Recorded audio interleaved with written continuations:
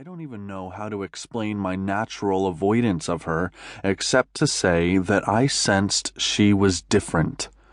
I didn't want to mess with that quality about her, because I would screw her up like I do everything else. The bottom line was, she wasn't like any of the girls here, and my heart told me to stay away. So yeah, I told myself to keep walking by her desk, and with Herculean effort, I did. I went and sat next to Zero, who also had his eyes on Dovey. "Who is that?" he asked me, leaning over and whispering out of the corner of his mouth. "No one," I said. "Some chick from the projects. I wouldn't waste my time if I were you." He scoffed. "Did you see her ass in those yoga pants? It might be worth it to slum with her." I glared at him, my heart pounding loud and for no apparent reason. I sucked in a sharp breath, trying to get it under control. What the hell was wrong with me?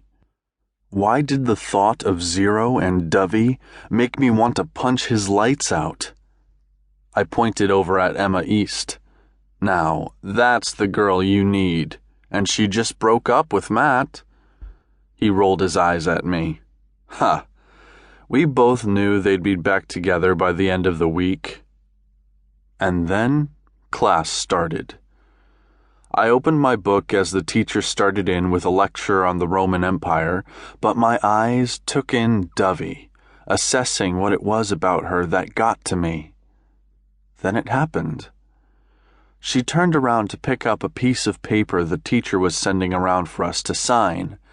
My world, my fucking life, altered when her eyes connected with mine for what seemed like a long time, but it only had to be a few seconds. They were blue, a peacock blue with hints of green. She smiled, just a tiny one. Kinda like the smile you'd give to any human who you happen to make eye contact with by accident. Flustered, I looked down at my desk, fiddling with my notebook, feeling confused and self-conscious. Me. The guy who could have any girl he wanted was freaking out over some girl who didn't even register on the who's who of BA. When I glanced back up, she'd already turned back around. I didn't hear a thing the professor said that day, my eyes on Dovey, picturing me and her together. Falling in love. So stupid. Because falling for a girl like her was a terrible idea. As soon as the bell rang, I bolted from my seat for my next class. Later that week, I walked into our house after a post-season workout at the gym. Mom had texted earlier, checking to make sure I was on schedule to arrive on time. She'd specifically asked if I'd be home by 4 o'clock, and her reaching out sent alarm bells off in my head. It was odd.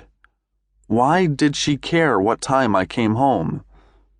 She was fine, I kept telling myself. Yet, I'd made sure to be home. I didn't see her in the den or the kitchen or outside by the pool where she liked to hang out sometimes and read.